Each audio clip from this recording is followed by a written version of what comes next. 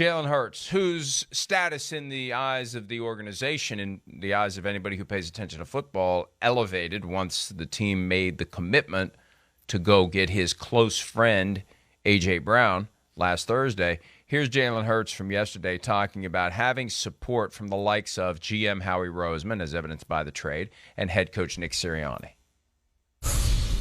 That's what they say, you know what I'm saying? Like, it's understood, you know.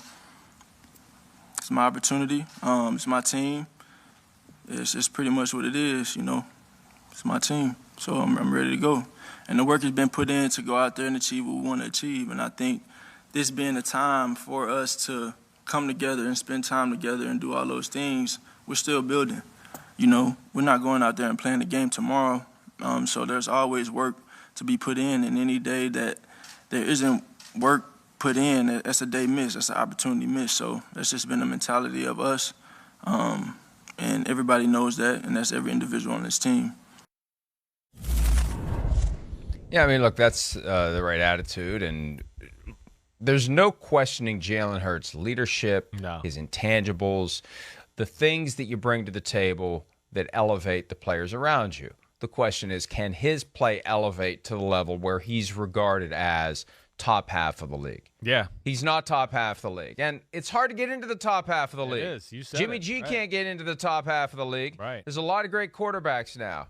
And I have been toying with this idea that the Eagles are attracted to the notion of having a quarterback who's your franchise guy, but he's not a franchise guy that you're paying $50 million a year to, so you can have money for A.J. Brown and other players. But if A.J. Brown's presence helps Jalen Hurts play better, that's when he puts himself in line for a better contract. So the better the team is, the better the quarterback plays, the more the quarterback is going to expect. It becomes inevitable, a cycle almost. that keeps spinning and churning. Right. And if you have a really good team, ipso facto, we have a really good quarterback, even if we deliberately have engineered the team around a quarterback who, without all this help, without all these great players that we can afford because the quarterback isn't sucking up a big piece of the salary cap, he wouldn't be as good.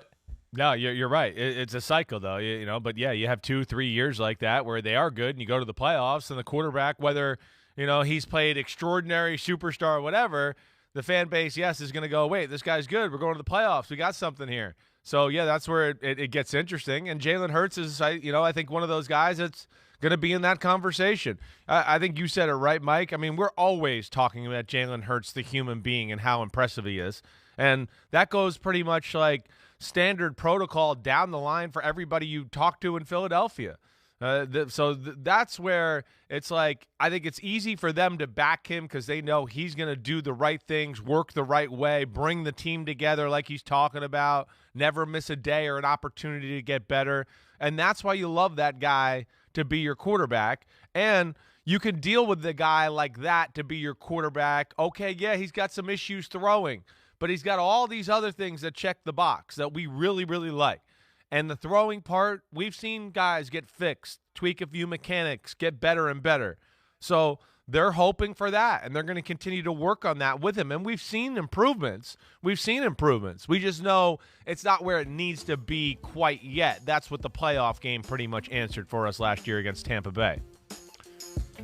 Yeah, and next step is getting back to the playoffs and getting a win, maybe winning the division. And the Eagles are a team that, when you look at the off seasons of their competitors in the NFC East, they're a team that isn't resting on their laurels, that isn't trying to just tread water. They're trying to get better. At a time when the NFC is wide open, we've seen I hadn't even thought of that because it happened so fast last week during the draft.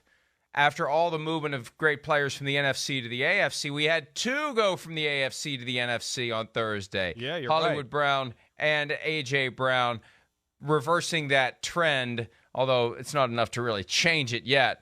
It's not moving the needle back the other way, but it is something that allows the Eagles to say, hey, the Cowboys have been struggling to keep their team together. They're on paper worse than they were last year. Washington, who the hell knows? The Giants, work in progress. The Eagles have an opportunity to win that division. Hi, I'm Mike Tirico, and thanks for watching. Make sure to hit subscribe for the latest news and highlights from NBC Sports.